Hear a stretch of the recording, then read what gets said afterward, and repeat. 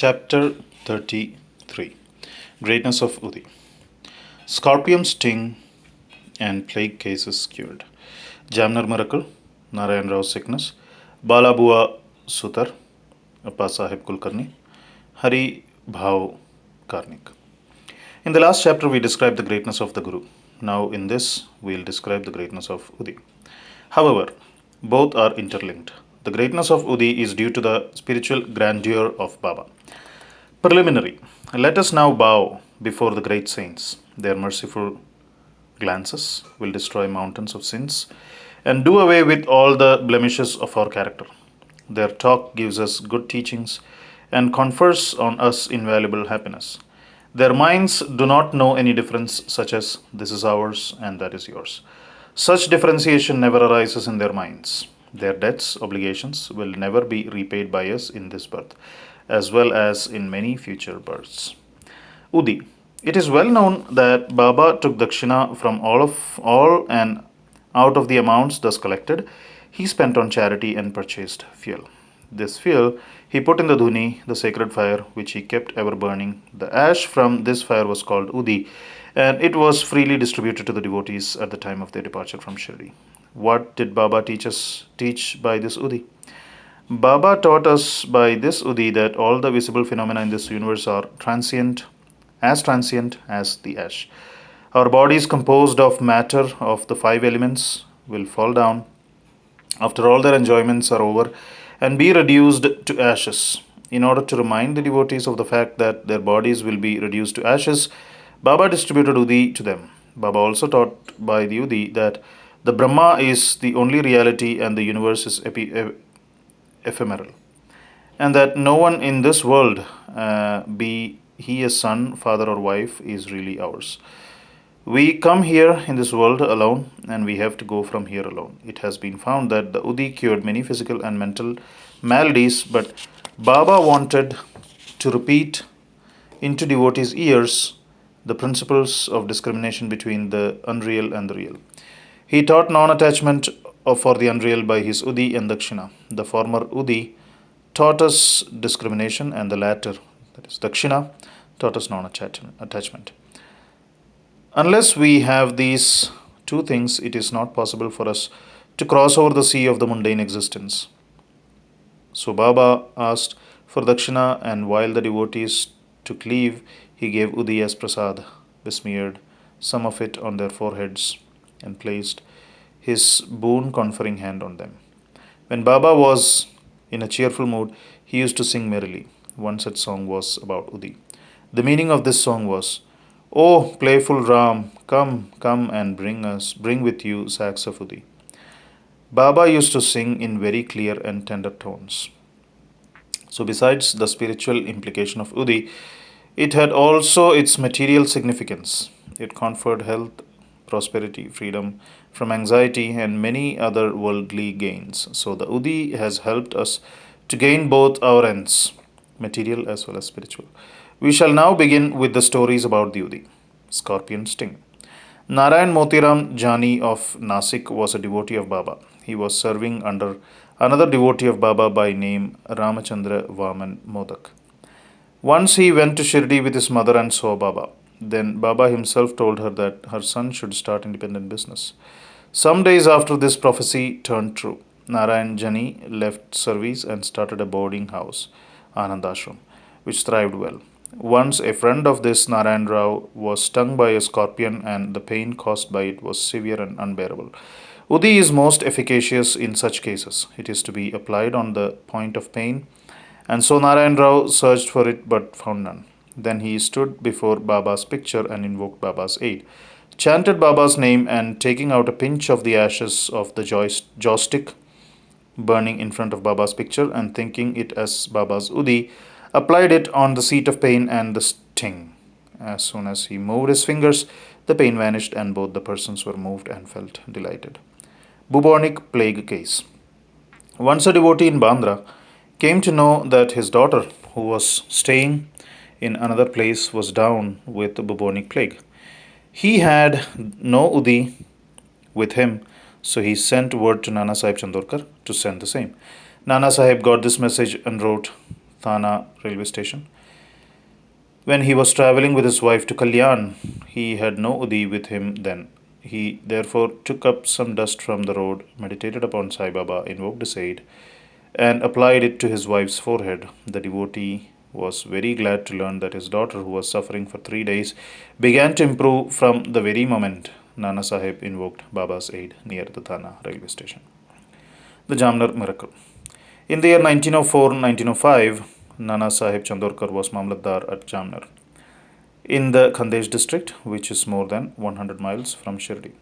His daughter Manatai was pregnant and was due to deliver. Her case was very serious and she was suffering from labor pains for the last 2 or 3 days.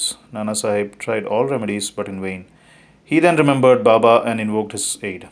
There in Shirdi, one Ramgir Bua, whom Baba called Bapugir Bua, was leaving for his native place in Khandesh. Baba called him and told him to stop at Jamner on his way home and give the Udi and Arti to Nana Sahib. Ramgir Bua said that he had only 2 rupees with him and this amount was barely sufficient for the railway fare up to Jalgaon, and it was not possible for him to go from Jalgaon to Jamner, a distance of about 30 miles. Baba assured him that he need not care as everything would be provided for. Then Baba asked Shama to write a well-known Arati composed by Madhav Adkar. Arati and translation of this is given at the end of this work. And gave a copy of it with Udi to Ramgir Bua to be delivered to Nana Sahib. Then, relying on Baba's words, Ramgir Bua left Shirdi and reached Jalgaon at about 2:45 a.m. He had only 2 annas left with him and he was in a plight. To his great relief, he heard somebody calling out, "Who is Bapugir Bua of Shirdi?" He went to him and told him that he was Bapugir Bua. Then the person professing to be sent by Nana Sahib took him to an excellent tonga with a good pair of horses. They both drove in it.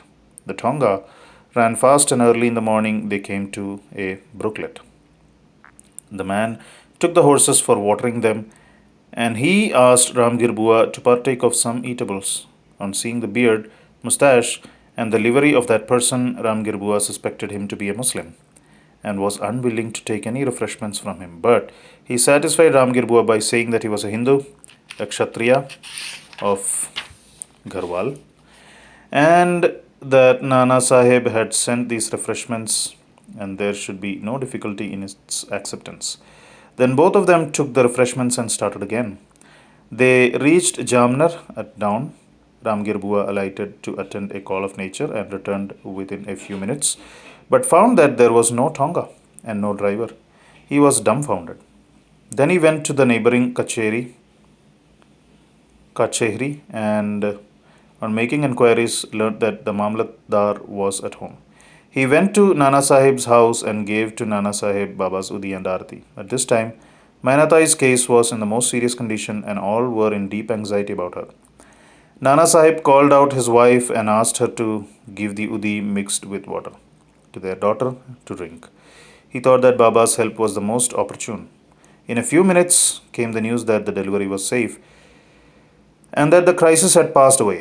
When Ramgir Bua thanked Nana Sahib for the pune, tonga, and the refreshments, etc., the latter was greatly surprised as he had sent none to the station and was not aware of any person coming from Shirdi. Mr. B.V. Dev of Thana, retired Mamlatdar, made inquiries about this matter with Bapurao Chandorkar, son of Nana Sahib, and Ramgir Bua of Shirdi, and after satisfying himself wrote an elaborate article, part prose and part poetry, in the Sri Sai Leela magazine, volume 13, numbers 11, 12 and 13.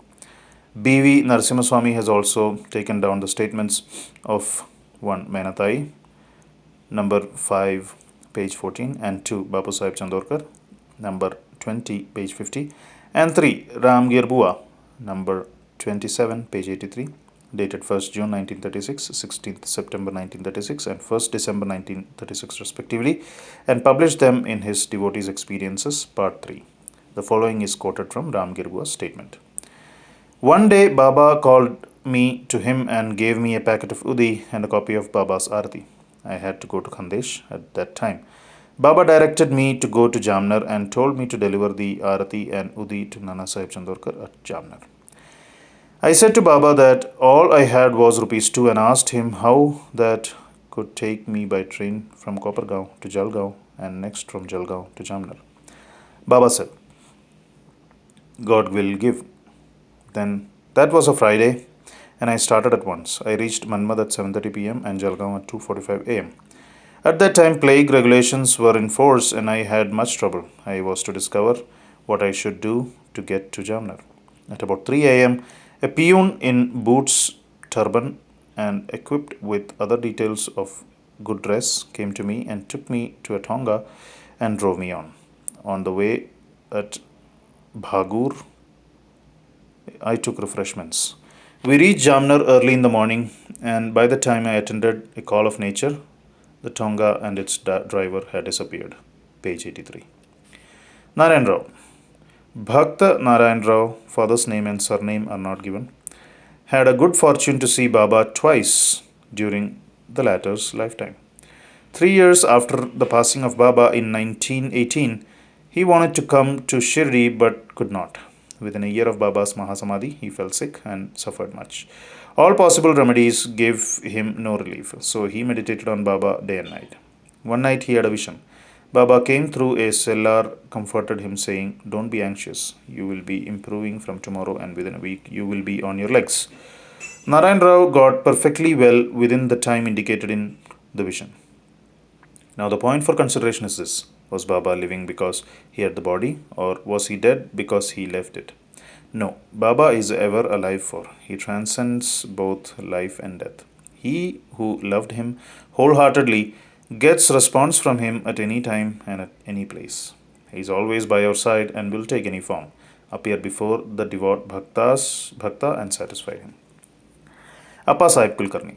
In 1917, Appa Sahib Kulkarni was transferred to Thana and began to worship Baba's picture presented to him by Bala Sahib Bhate. In real earnest, he did the worship. He offered flowers, sandal paste, and Naivedya daily to Baba in the picture and longed intently to see him. In this connection, it may be remarked that seeing Baba's picture earnestly is equivalent to seeing him in person. The following story illustrates this statement. Balabua Sutar. A saint of Mumbai named Balabua Sutar, who, on account of his piety, devotion, and style, was called Modern Tukaram, came to Shirdi for the first time in 1917. When he bowed before Baba, the latter said, I have known this man for 4 years. Balabua wondered and thought, how could that be, as that was his first trip to Shirdi? But thinking about it seriously, he recollected that he had prostrated himself 4 years ago before Baba's portrait in Mumbai, and was convinced about the significance of Baba's words. He said to himself, how omniscient and all-pervading are the saints, and how kind are they to their devotees. I merely bowed to his photo, but this fact was noticed by Baba, and in due time he made me realize that seeing his photo is equivalent to seeing him in person. Now we return to Appa Sahib's story. While he was in Thana, he had to go on tour to Bhiwandi and was expected to return after a week. In his absence, the following wonderful thing took place on the third day. At noon, a fakir turned up at Appa Sahib's house. His features resembled exactly those of Baba's photo. Mr. Kulkarni and the children all asked him whether he was Sai Baba of Shirdi. He said no, but that he was an obedient servant of his and came there at his order to inquire after the well-being of the family. Then he asked for dakshina. The lady gave him a rupee. He gave a small packet of udi and asked her to keep this in the shrine. Then he left the house and went away. Now, hear the wonderful Leela of Sai. Appa Sahib could not proceed with his tour as his horse fell sick at Bhimandi. He returned home that afternoon and learnt from his wife about Fakir's visit. He got very restless as he did not have the darshan of the Fakir. Moreover, he did not like that only 1 rupee was paid to him as dakshina. He said that had he been present, he would have paid him not less than 10 rupees. Then he immediately started in quest of the Fakir and searched for him in the masjid and other places without taking any food. His search was in vain. He then returned home and took his food. The readers may remember here Baba's dictum in chapter 32 that God's quest should not be made on an empty belly. Then, after the meals, he went out for a walk with a friend, Mr. Chitre. After going some distance, they saw a man approaching them rapidly. Appa Sahib thought that he must be the fakir that came to his house at noon, as his features tallied with those of Baba in the photo. The fakir immediately put forth his hand and asked for dakshina. Appa Sahib gave him a rupee. He demanded again and again, and so Appa Sahib gave him two more. Still, he was not satisfied. Then he borrowed rupees 3 from Mr. Chitre and gave them to him. He wanted still more. Appa Sahib to accompany asked him to accompany him to his home. Then they all returned home and Appa Sahib gave him 3 rupees, in all 9. He looked unsatisfied and demanded again. Then Appa Sahib told him that he had a currency note of rupees 10. The fakir asked for the same, took it and returned the 9 rupees and went away. Appa Sahib had earlier said that he would pay 10 rupees, and that sum was taken from him, and 9 rupees, consecrated by Baba's touch, were returned to him. The figure 9 is significant. It denotes the 9 types of devotion, right? Chapter 21. It may also be noted here that Baba gave 9 coins to one Lakshmi Bai Shinde at his last moment. Appa Sahib examined the Udi packet and found that it contained some flower, leaves, and akshata. Then, some time afterwards, he got a hair from Baba when he saw him at Shirdi. He put the Udi packet and the hair in a tabiz and wore it always on his arm. Appa Sahib realized the power of the Udi. Though he was very efficient, he got rupees 40 as pay in the beginning, but after he secured Baba's photo and his Udi, he got many times more and also got much power and influence. And along with these temporal benefits, his spiritual progress was also rapid. So, those who are fortunate enough to get Baba's Udi should, after bath, apply it on the forehead and take some of it mixed with water as holy tirth. Haribhav Karnik.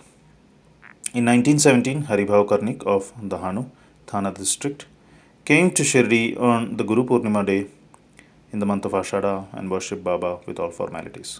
He offered clothes and dakshina, and after taking Baba's leave, got down the steps of the masjid. Then he thought that he should offer 1 more rupee to Baba and was just turning to climb up again when Shama signaled him by gesture that as he had got Baba's leave, he should go and not return. So he started for home. On his way, when he went to the temple of Kalaram at Nasik for darshan, the Saint Narsingh Maharaj, who used to sit inside the temple, came to Haribhav, caught him by his wrist and said, "Give me my 1 rupee." Karnik was surprised. He paid the rupee most willingly and thought that Sai Baba recovered the rupee, which he intended in his mind to give through Saint Narsingh Maharaj. The story illustrates the fact that all saints are one and illustrates how they work in unison. Bow to Sri Sai, peace be to all.